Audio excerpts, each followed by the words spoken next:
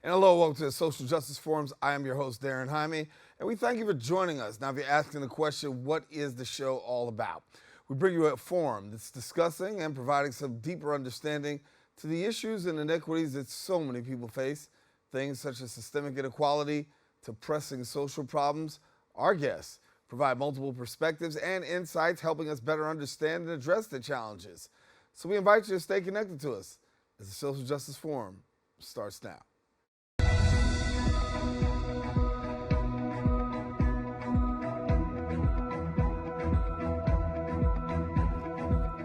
Welcome back. Policing is a contentious issue, especially concerning the use of violence and its disproportionate impact on certain communities. Now, despite endeavors to mitigate racial disparities, significant inequalities endure. Our upcoming guests offer some unique insights to the intricate dynamics within police departments and prevailing culture, influencing officers' behaviors as well as attitudes. Joining us now is an author and assistant professor in the Department of Sociology at the University of Texas at Austin, Michael Sierra-Arévalo. And we thank you so much for joining us. Thank you. Thank you so much for having me. I'm happy to be here. Glad to have you. And first of all, I'll start off with the disclaimer. You know, my family's all down there at UT by Austin, so you're 100%. Yeah. So I'm a Texas guy too. So glad to have you sharing with us today. Let's get into this here because when we talk about police culture right now, how do you rate police culture in America? I would say that police culture in America has a very long tradition of resisting reform at every turn. It is the elephant in the room. Everyone who knows policing knows that the police culture is powerful. And I think that anyone who wants police culture to change is also very aware that it is very difficult to change. Yeah. And when we talk about police culture, we know that so many times we see those who are disproportionately affected on the other side of that, particularly communities of color. What can you tell us about the disparities and, give me a perspective. I mean, you're down there in Texas as well. Talk to me about what it's like down there.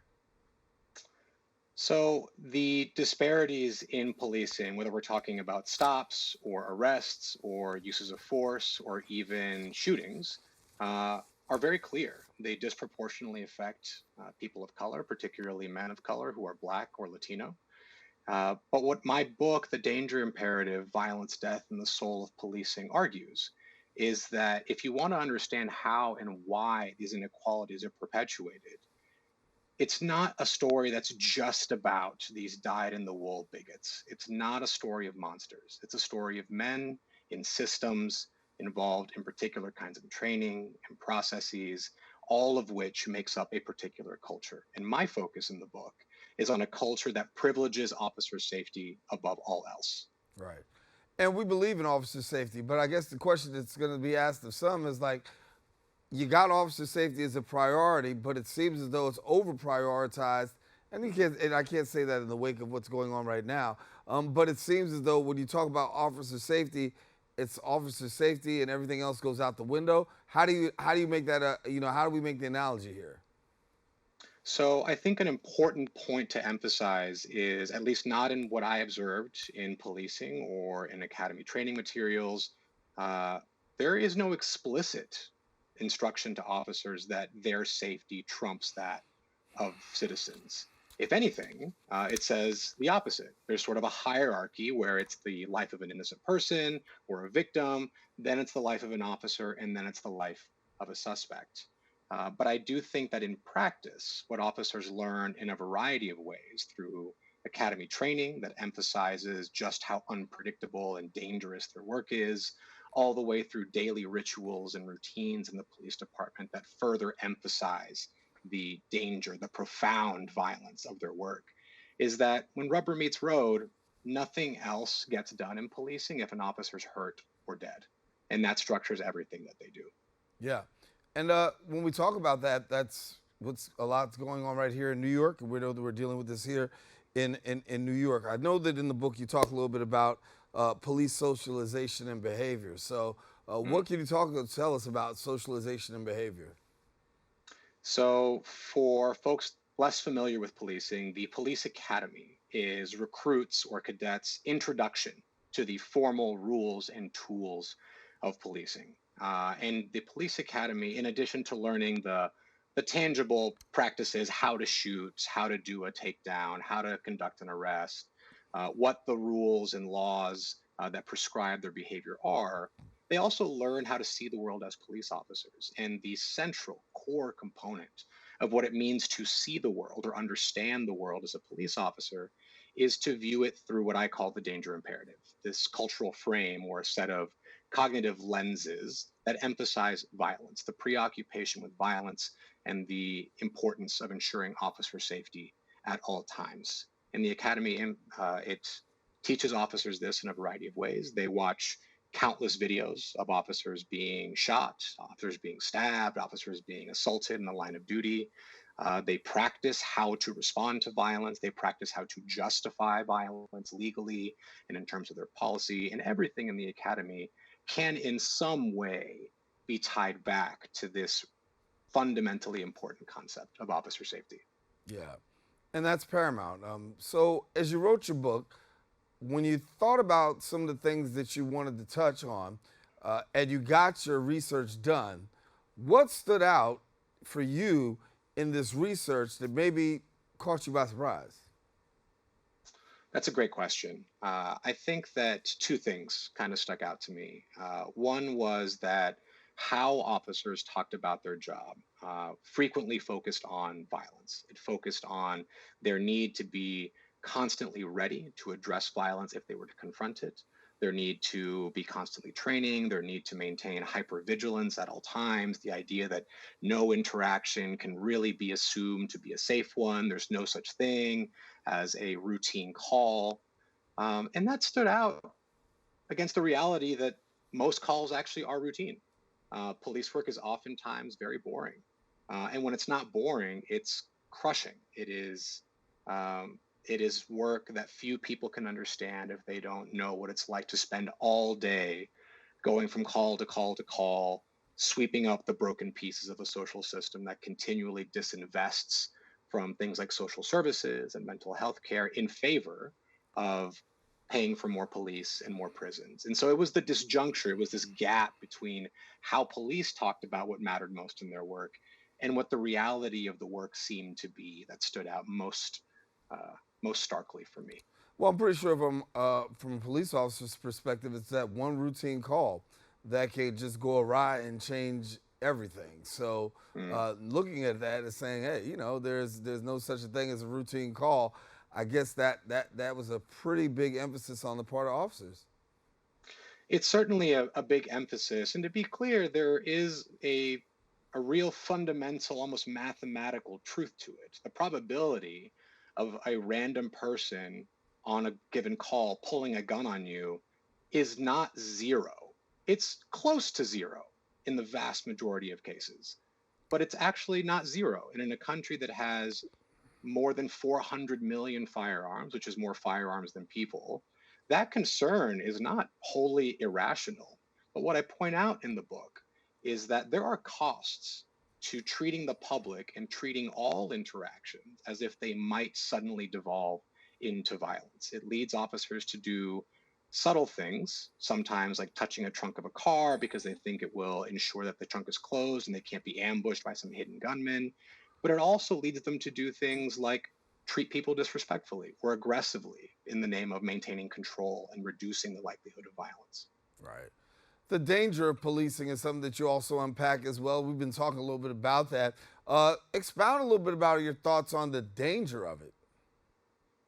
So the danger of policing is very real. I think that a lot of folks will point to these op-eds that come out every once in a while, which say, policing's not even in the top 10 most dangerous professions.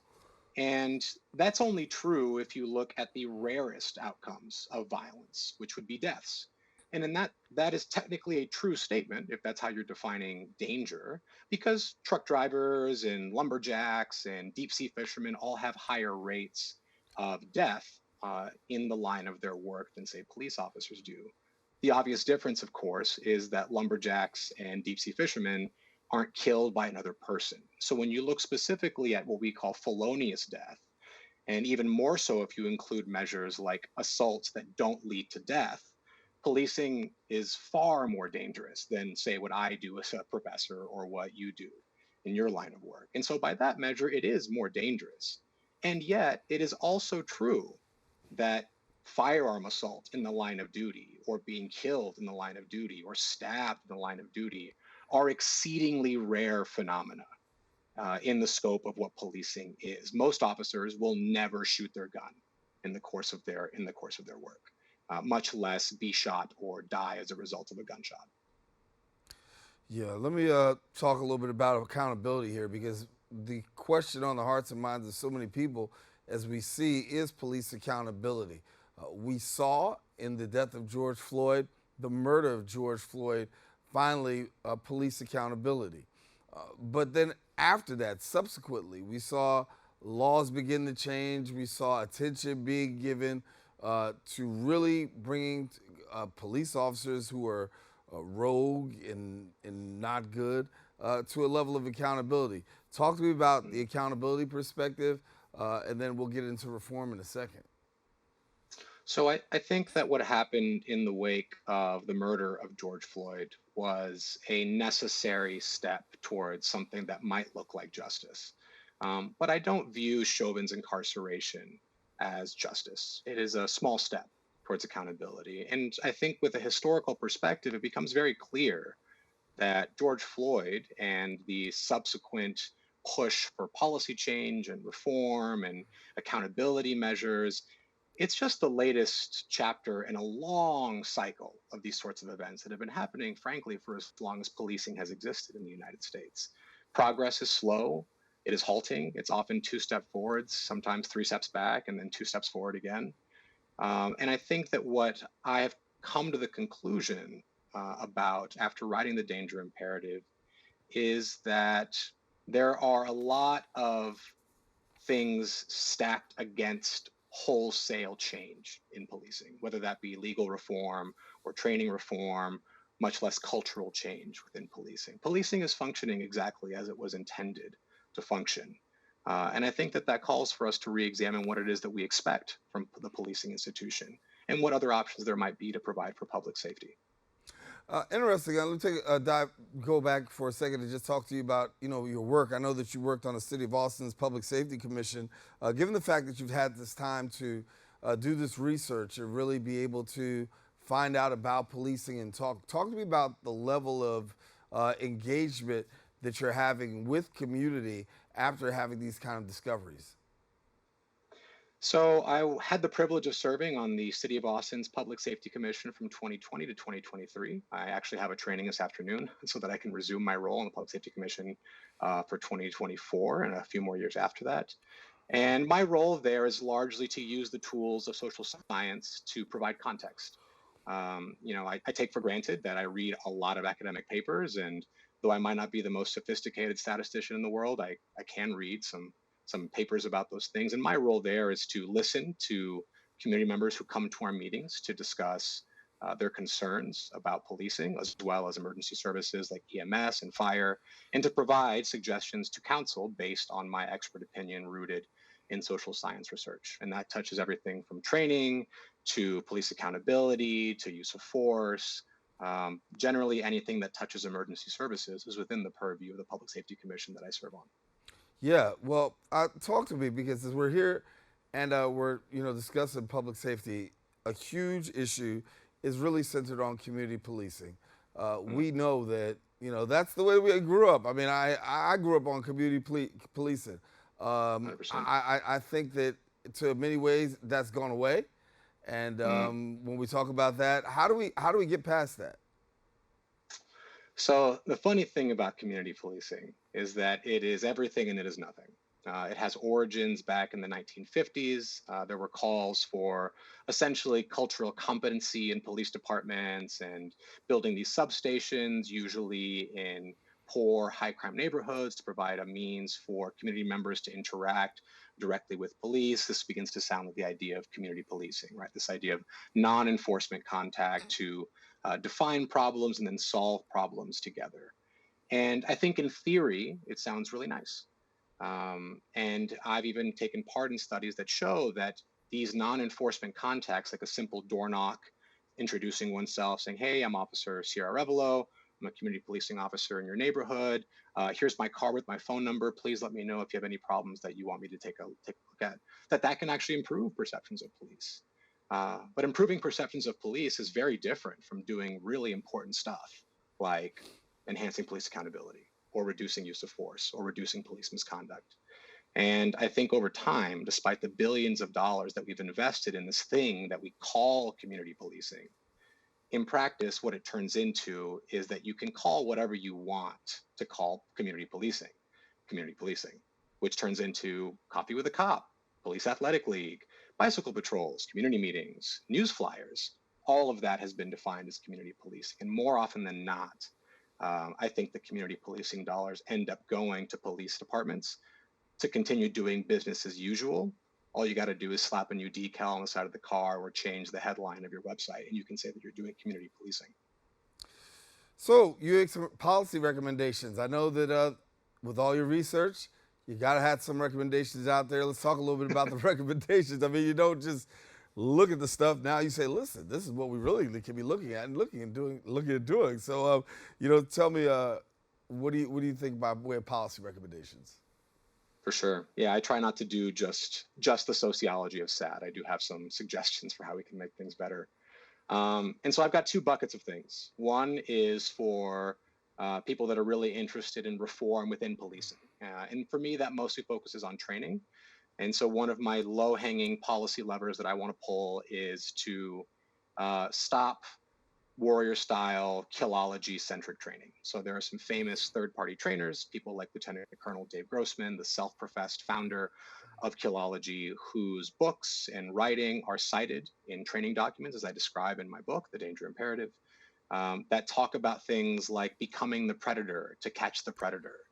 And I think that has no place in policing. I don't want my tax dollars. I suspect most people don't want their tax dollars going to police departments to pay these trainers or to send their officers to take seminars from trainers whose beliefs and pedagogy are wholly out of step with best practices in policing. I think related to that, we could lean on POST, which is the police officers or peace officer standards in training, which exists in every state. And they need to do a better job of vetting who they approve to be trainers for our police officers. I think that currently the standards are too lax. Essentially, it's rubber stamped, and in many cases, approval of those trainings and trainers actually falls to individual departments that are unlikely to have the time and resources to properly vet those trainings. But if I'm honest, those trainings for me are only going to blunt the sharpest edges of the danger imperative. I think I'm much more interested in having a much bigger conversation where we begin to treat public safety and officer safety not as separate things, but as two sides of the same coin. And to that end, I would like to pursue and see cities pursue and see police departments and big organizations like IACP and the Fraternal Order of Police back non-police interventions to reduce violence on the streets where police officers and community members spend time. Simple things, inexpensive things, like improving lighting, planting trees, fixing the facades of broken down buildings and clearing lots, putting in more mental health care facilities, all of which are shown to reduce crime, violence, and in some cases, specifically assaults on police officers themselves. We know that there are ways to reduce violence that don't involve police. I want to jump in on here because you brought up that key issue. No, you brought up that key issue about mental health. There's the talk about mental health officers actually being present, or mental health workers actually being present at many of these routine calls that are being given in place of police. We know that sometimes it's mental health that leads to incidents of violence or escalation of violence when something with a mental health professional could possibly de-escalate.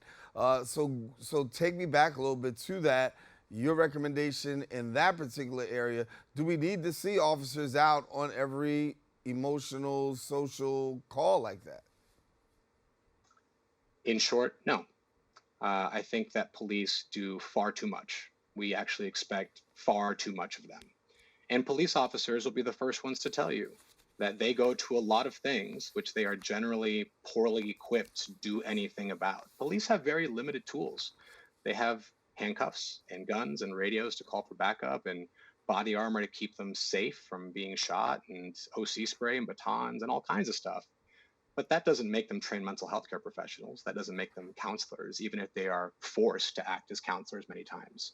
And so I think that the conversation around police officers and mental health is part of a bigger conversation about trying to turn back the clock a little bit on how we've gotten to a place where, for some reason, when I was riding around with police officers, I went to a call where a teenager didn't want to go to school and the police arrived. A call where there was a fight between a brother and a sister, went to that call too. Disputes between neighbors over trash cans, some dispute over a receipt between a store owner and a customer. There's no reason for police to be going to these things. Now, there's a reality that there are guns present in interactions in the US, including in cases with mental health. But those are, on balance, rare compared to the total number of mental health care cases that police handle. And that's where I think you can have things like Cahoots, which is a program that's showing increasing success, where you actually take the calls that are not overtly related to violence and have mental health involved, and you just bypass the police entirely. There's always the option to call the police in if necessary.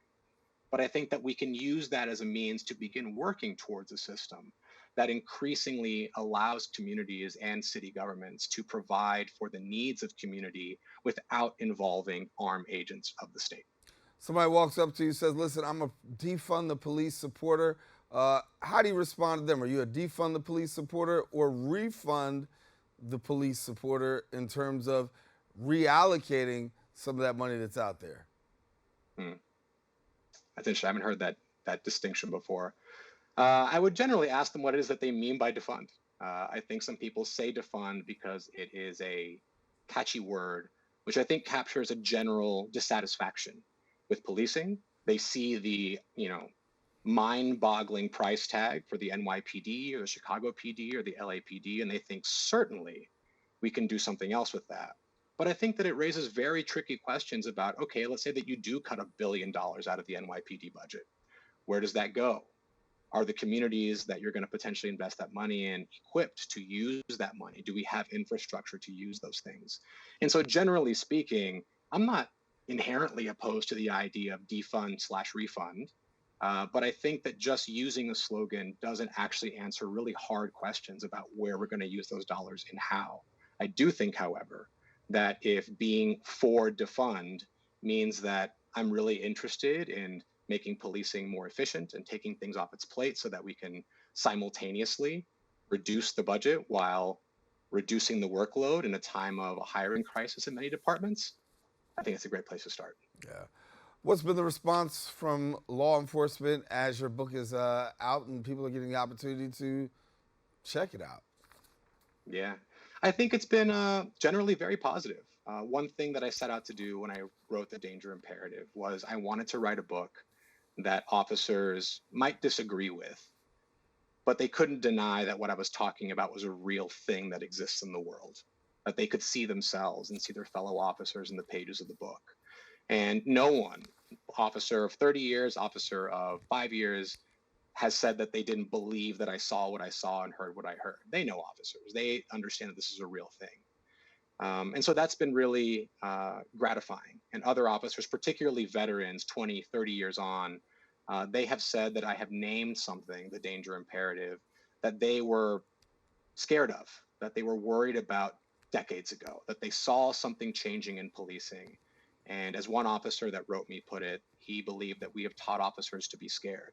Now, I don't use the word scared or fear generally in my analysis of policing.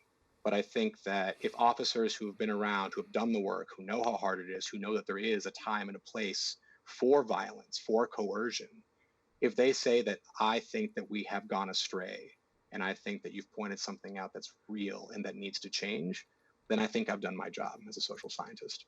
Yeah. So if people want to get their hands on it, how do they go about getting their hands on the book? Well, you can find The Danger Imperative, Violence, Death, and the Soul of Policing. You can on Amazon. You can also find it at a bookstore near you. If you do want more information on the book, you can check dangerimperative.com out. And more importantly, if you want to leave me a message or write a review, please use Amazon. Or again, you can shoot me a message at www.dangerimperative.com. And we want to let you know that this is not just an ordinary book that just got written just because you went out on 2 calls or something of that nature. You spent more than 1,000 hours on patrol, more than 100 interviews and 1,000 hours spent looking at things. At the end, when you go back on what you experienced, what surprised you about this whole thing? Yeah, so I think besides the big gap between what officers say the work is and what the work is, I think what surprised me the most was just how hard the work is. As I mentioned, most of what officers do has little to do with violence. If it does have to do with violence, they're usually responding after the fact, and they're dealing with victims, not perpetrators. But what actually takes up most of their day is, again, all the symptoms of inequality, of poverty, mental illness, and substance abuse, and broken homes and failing schools. Like, that's the world that police officers inhabit. And I think what it revealed for me was just how abandoned many communities are, that the only functioning institution that they can reliably get to do anything about anything is the police. And so these communities, particularly Black communities, Latino communities, they're in this bind where they essentially have to decide whether or not their problem is important enough to involve an institution which might very well coerce them, harm them, or abuse them. And I think that revealed for me just how much work there is to do, but it also shows that there's a lot of ways that we can intervene, that there are a lot of places that we can make improvements to simultaneously provide for public safety and also ensure that there is a better ability to provide for officer safety and wellness. How's the community taking the work that you've done? You know, I think I'm excited to talk with more policymakers who are responsive to community demands. I haven't had the opportunity yet to talk about the book in front of a group of community stakeholders or a group of local activists. It's an opportunity that I welcome. And I think that similarly, they may disagree with some of the conclusions about what I think the levers to pull might be or how we might do that. But I do think that there's something in the book for everybody. If you're a dyed-in-the-wool reformer and you think that all the changes to happen inside first, there's options for you. And if you're more on the side that policing is actually kind of beyond changing, that it is what it is, and we need to invest in other systems, I have recommendations about how we can do that too. So I think there's something here for everybody, community members as well as police officers and police executives. Michael Sierra-Arévalo, thank you so much for joining us, and thank you for this very interesting conversation. A lot to unpack and certainly a lot to look forward to in future time. You've definitely put word out there as to where we can get the book at, and hopefully we'll bring it back and we can talk about this a little bit more some other time. Amazing. Thank you so much for having me. I really enjoyed it. All righty. Thanks much. Listen, we're taking a quick break. We got more coming up right after this.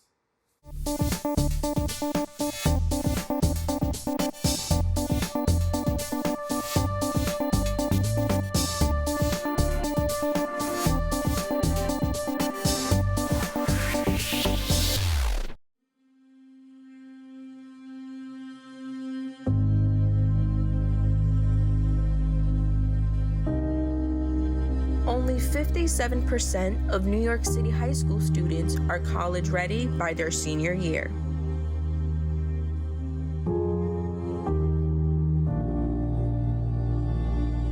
"55% of high school graduates either have no plans to attend college or are uncertain that they will ever attend.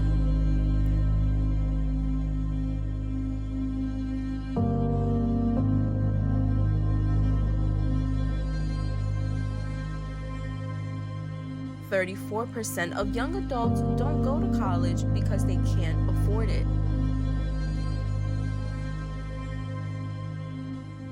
Discover what's possible. BronxNet's education programs, internships, and opportunities help engage and inspire Bronx youth and beyond to pursue their passions. Be a part of the BronxNet family. Whether you're interested in our shows, joining a class, or donating to support our mission, visit BronxNet.org to learn more.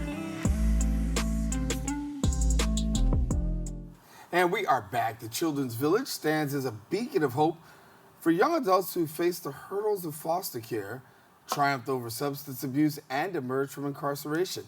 The transformative mentoring initiatives plays a vital role in forging life-saving connections, not only in the Bronx, but in various locations across the city, as well as Westchester County. And here, joining me now is the director of the Department of Probation Programs for Children's Village. We got Lisa Starks. And Lisa, thanks so much for being with us. Thank you so much for having me. An opportunity to really impact lives in a tremendous way. And, familiar with Children's Village, but share with us a little bit about the work that you're doing. So I run, my title is the director. You already said that, sorry. That's okay. Go ahead, tell us. So I'm the director of youth and adult probation programs for the Children's Village, where I oversee programs for youth that have been incarcerated or who are on probation now in the community and who are in the community. And when we talk about kids who are on probation, obviously that's an in-between place. And obviously keeping track of them is very important, but at the same time, you're also trying to help them to take the next step and go forward, right? So talk to us about the work that you do there. So what we do is we provide our young people with mentoring services, and how we do that is by making sure that they have credible messengers who work with them and make sure that they have the support and guidance that they need. My role also is to make sure that the staff have what they need as well to do the work. I want to talk for a minute about those credible messages, right? Because I think that's so much, it's vital. If the kid is going to succeed, we got to make sure that we have to put right mentors in front of them, and then also those mentors have to be credible messengers. The power of mentorship and having those kind of mentors around, what does that mean from your perspective? How do you see it? So credible messengers, they are essential to the work that we do. They have lived the same lived experiences as our youth, so they're able to make a different connection where some others might struggle. They're able to make those connections and really help youth, because in the work that we do, oftentimes young people feel like you don't understand. But when you have a credible messenger that can work with a young person who understands the road that they've went down and can help them, it makes a significant difference in their lives. Yeah. So when we talk about empowering tomorrow's leaders, right, that's exactly what goes on. From your goal and your standpoint, what would you like to see happen by way of how to empower them better? I would like to see, we need more funding. Right. It takes a lot to give our young people opportunities. And a lot of our programs, mentoring programs that we have, they only have part-time credible messengers. And the need and the work that they do is full-time. So we definitely need funding so that we could increase hours. We need funding for all of their needs that they have. Our youth have so many challenges that they face. And we would be able to do so much more if we had more resources for them. Yeah. When I look at the initiatives that you have right now, obviously they're working, right? For somebody who may be looking and saying, listen, I'm trying to cultivate some things that work. From behind your lens, what are some of the things that are working right now? So what's working is having the right people working with our young people, and then also being able to give them opportunities. So our young people, they want to provide for themselves. So having internships and jobs that our young people can get is vital for their success in life. Yeah. And for yourself, obviously, you talked about funding being a huge challenge. What are the challenges or organizations such as yourself and doing the work, what kind of challenges do you face on the day-to-day that maybe everybody doesn't know about? So some of the prevalent challenges that our young people face are substance abuse, undiagnosed mental health illness, homelessness, and gang violence. Those are some of the prevalent challenges that they face. Yeah. And to be able to tackle those, obviously, you need resources to be able to tackle those. Is there a trend of what you're seeing come across the door more frequently? Yes, definitely more frequently. Homelessness is really prevalent amongst a lot of our youth. And the good thing is that we have people that work with us who are able to connect them to resources, whether that's within our organization or referring them to some of our community partners to tackle some of those issues, because it can be a lot for our credible messengers to deal with. Yeah. And so spending that time really dealing with those issues, of homelessness and employment. How are things going in the employment field right now? Is it pretty challenging? It's challenging. I don't think getting our youth jobs, I think it's really more so preparing them for it and helping them to be able to remain employed. A lot of our young people lack skills. So that's what we're trying to do when we're working with them, is teach them those soft skills so that they can be successful with employment. We have some of our mentors and staff that work with us that are really connected to the communities, so they're able to plug them into different jobs and internships, but they really need the job readiness skills and soft skills to make them be successful. So when we talk about those soft skills, a lot of young people do lack them, right? And we're finding that in order to be employed, you have to have those skills in place. The message of really getting that through to them, hard one, easy one? It's hard. Sometimes they think, oh, it doesn't take all of that. I don't need to do that. But we get them to really look at, some of them have been employed before, lost their jobs. So we go over with them, like, why do you think that is?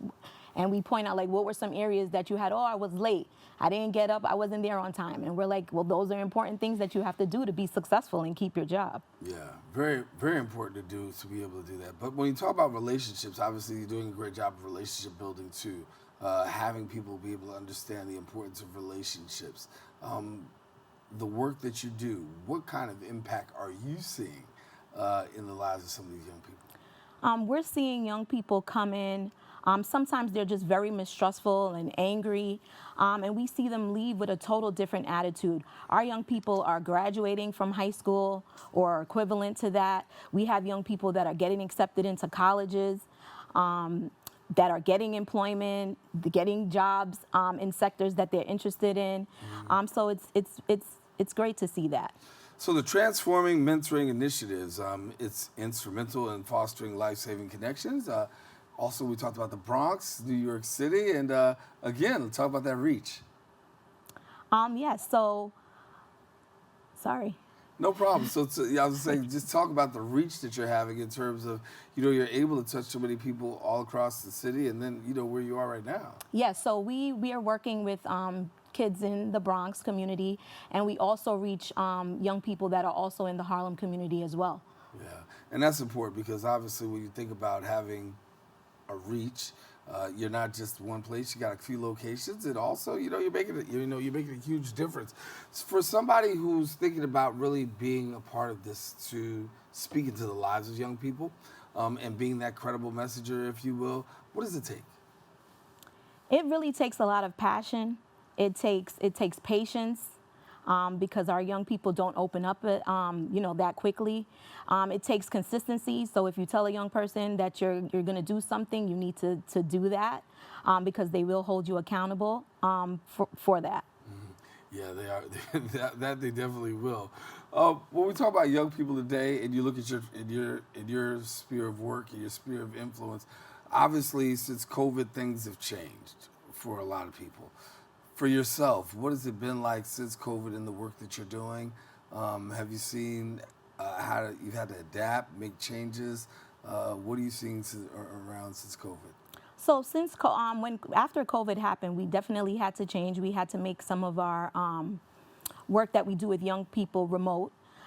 So we still have actually, those are good tools because some of our young people are not group ready. Mm-hmm. So we have that option available where they can still log in virtually and still get this, get the group sessions and services that they need that way. Also, a lot of our young people were isolated for a long time. So now we're trying to get, after COVID, we were trying to get them acclimated back into the community and help them to be out there again. Yeah. Isolation has been huge, right? And when isolation, lack of conversation, does it kind of make it hard when you get them in front of you talking about, now let's talk about something, when I haven't really been talking to too many people since COVID? Yes, absolutely. Yeah, I thought so. Well, as we talk about Lisa Starks, if you're just joining us now, she is the director of the Department of Probation Programs over at the Children's Village, and she's been sharing with us a little bit about the work that goes on, and talk to me about your dedicated staff. I mean, they're dedicated and they're hardworking. They are definitely dedicated. They are some of the most creative and innovative individuals that I work with. They're always coming up with different ideas and ways that we can reach youth. They're always thinking of opportunities for them. So they're just dynamic in how they think and their commitment to the work. Yeah. As you approach 2024, vision, thoughts about what's going to happen this year? This year, we really want to just create more opportunities for kids outside of the New York City. We have a lot of other organizations in other states that want to partner with us. So we want to take our young people and give them that experience to talk to people outside of New York who are maybe going through the exact same things that they're going through and share their story with them. Having that experience or exposure to somebody that lives outside of New York, how valuable is that? It's extremely valuable because a lot of our young people never leave their community. So we are able to give them those opportunities. We've actually taken kids to Canada before, where we did exchange with Ryerson University, and our young people were blown away. You know, some of them never been on an airplane.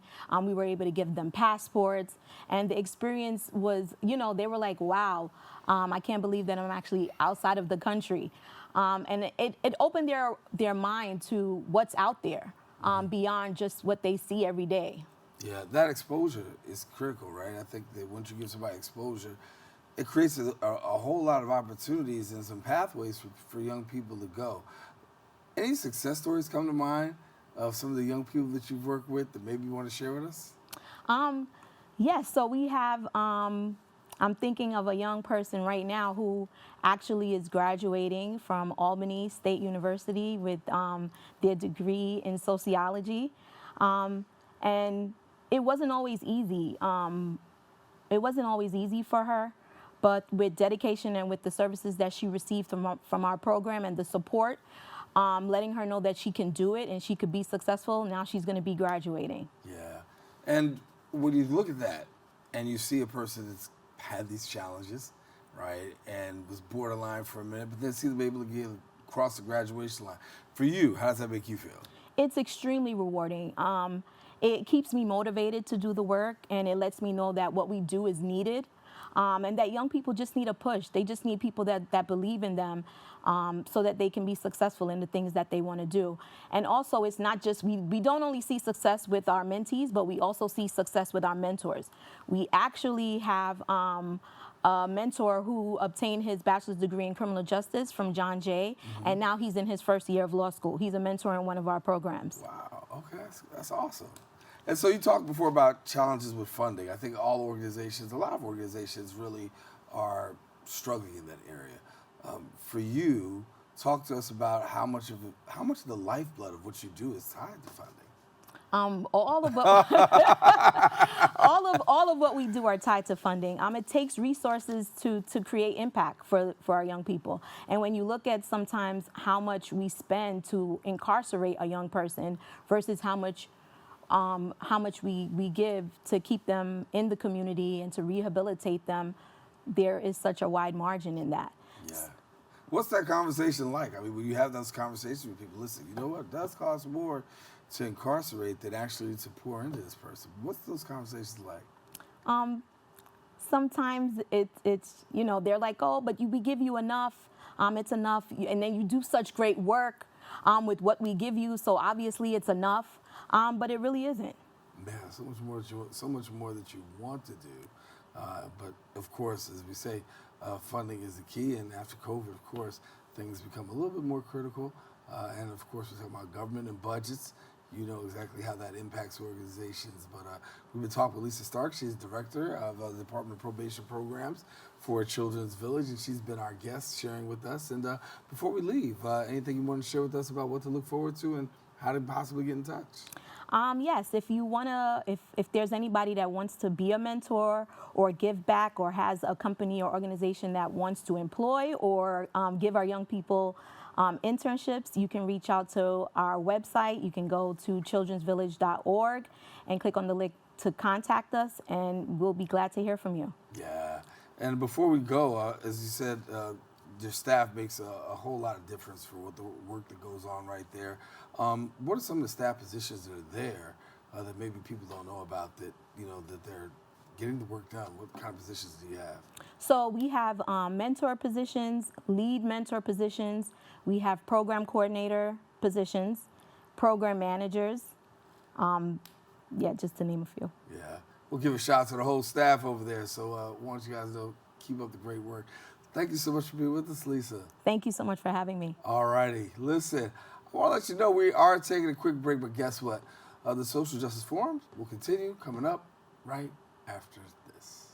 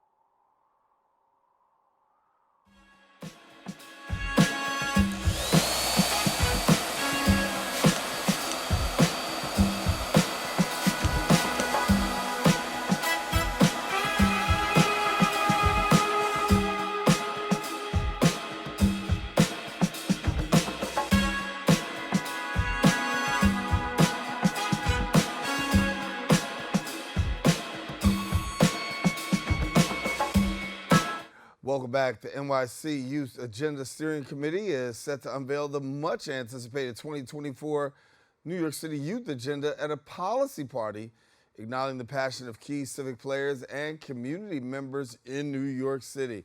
This annual agenda meticulously crafted teams from all 5 boroughs, encompassing a spectrum of policy recommendations aimed at fostering a more equitable and just city for youth. Here now are Yvote's youth leaders. We got Emily Munoz and Heba Elkouraichi. Is that correct? How am I spelling it, pronouncing that? Did I get it right? Okay, well, thank you so much for joining us. That's close. Elkouraichi. Elkouraichi, thank you. I don't want to mess it up twice. Elkouraichi. Listen, I want to talk a little bit about Yvote and get your perspective here. And so, for people who don't know about Yvote, let's first of all just give a little background as to what is Yvote. And I'll start first with Emily. So basically, YVOte is a youth-led organization, and the whole premise of YVOte is basically teaching civic knowledge to youth across New York City. And we have different programs. Like for one, we have YVOte Democracy Camp, we have Change Makers, and we have different initiatives and ways to get youth across New York City and like the greater part of New York more involved in civic engagement. And Heba, I know part of your job is really going out there and getting youth engaged in the affairs of the city and really trying to let them know about civic engagement. Talk to us a little bit about how that engagement has been going. It has been going really well. I started off with YVOte in Democracy Camp, where for the first time I was able to pursue research in the sphere of civic engagement, mental health awareness specifically for minority youth. And I was able to create surveys, really reach out to people. And the more I worked with YVOte, the more I realized that people are willing to take part in civic engagement. And now that I'm part of YVOte, I've also worked at National Politics, which is its sister organization, and I'm a lead fellow with them. And I've been able to lead a project with the Foundation for Individual Rights and Expression to help young people be able to pursue freedom of expression in school settings. And I've noticed that so many people are willing to be civically engaged if you just ask that of them. And it has been a dream to be civically engaged myself, but also help other people do the same thing. And I want to talk to you about this, Emily. You had, I should say, your 2024 NYC Youth Policy Party, and it was an agenda policy party. What exactly went on there? So, whenever we talked about the policy party before, it was really funny because, like, when we were deciding what to call it, people were like, "Oh, like it's a party," like, and we're like, so the party is kind of like a play on words, I guess. It wasn't like a party, but we wanted to show that policy can be fun, and so that was kind of like the idea behind the name, like policy and legislation and talking about serious topics. It doesn't have to be something that's boring. So I think that made it more of an engaging event. And basically, what we did there, we had like a lot of people in the community and even elected officials like the comptroller and like different New York City borough presidents come and like see all of our policy recommendations that we as youth and also our adult allies in the program, the recommendations that we've been working on. So we were sort of showcasing that for the greater community and for the politicians. And it was like a really fun event. We had different things, like we had food, we had fake tattoos that you could put on. It was so many decorations, and it was just a really fun night where we could all sit down and talk about what we've been working on throughout the year and also connect with people that are working in the community. And Heba, for people who don't know what you've been working on through the course of the past year, what have you been doing? Thank you. We've actually been drafting recommendations in 5 specific core areas of policy, including housing security, of which I'm the co-chair, economic mobility, education equity, um, environmental justice, and one other. So we've been drafting recommendations through the Yay census. We've gotten much of our data and research through the Yay census. Youth Ask Youth. We've asked youth around the city sort of tell us what they really want in policy so we can represent them. And throughout the past 8 months, we have been drafting research, figuring out how to keep political officials accountable to youth. And, at the policy party, we gave out our recommendations. And near the end, we asked policy officials to tell us sort of how they would be accountable to us and how they would do their best to implement these policies. Yeah. Emily, you got a youth civic hub that just recently started. Talk to us about that.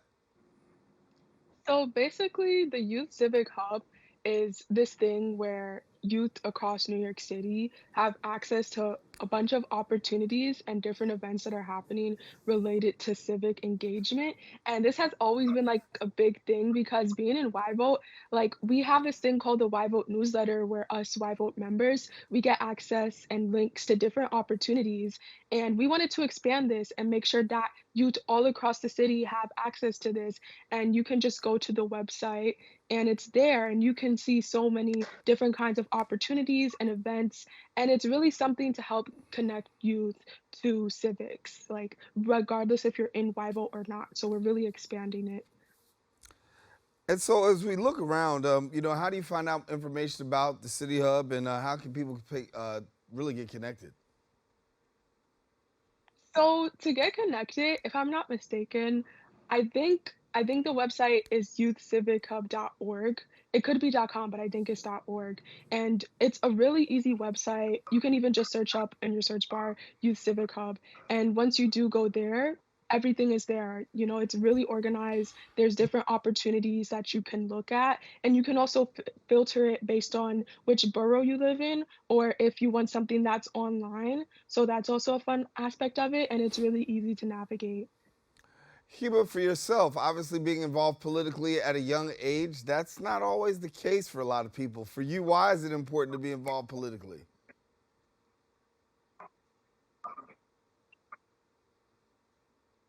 I think growing up as a young, low income, and visibly Muslim woman, um, for most of my life, I felt as if it wasn't my place to be involved politically, or people would kind of be put off by my appearance and not really listen to what I had to say. So when I realized that I was passionate about making my voice heard, I was quite anxious. But I decided to just go with it and join Yvote's Democracy Camp program. And that was the first time that I was politically involved, had political discourse, and was civically engaged in general. And when I did, I'm talking about the Opportunities newsletter. Whenever I find an opportunity that piqued my interest, I would apply to it. For I remember that one. Like how differences between everybody, regardless of whether they grow up able or able of expressing their thoughts and opinions. Yeah. So we got a little technical difficulty. Let me come to you, Emily, and ask you the same question before we wrap up. Tell us a little bit about your political involvement and why you decided to be politically involved. So for me, as a kid, I was always interested in history, and it was something about history that just always interested me. Like, I remember there was this book called A Street Through Time, and it was basically depicting this one street developing over time. And something always fascinated me about looking in the past and um, looking at our present and then looking at how we can influence the future. And so I just really have loved history, and history led me to politics because history influences politics. And then also growing up as a Black girl, I think that's also why I've always loved politics and history, because that's always been a big thing in the Black African American community is this sense of revolution, this sense of standing up for your community, standing up for yourself, for the people around you. And so that's always been a big thing that my parents have communicated towards me. So that definitely shaped the way that I grew up. And then, during 2020, I know that's when a lot of people started getting involved in politics. I was interested in it before, but during 2020, that's when I was really like, wow, this is something that I'm really interested in. And people would always tell me that I should be a lawyer, but I'm a lot more interested in politics. And I just I just like seeing how minds can come together and decide policy and look at things that have happened and make sure that things go well in the future for the future generations and for the now.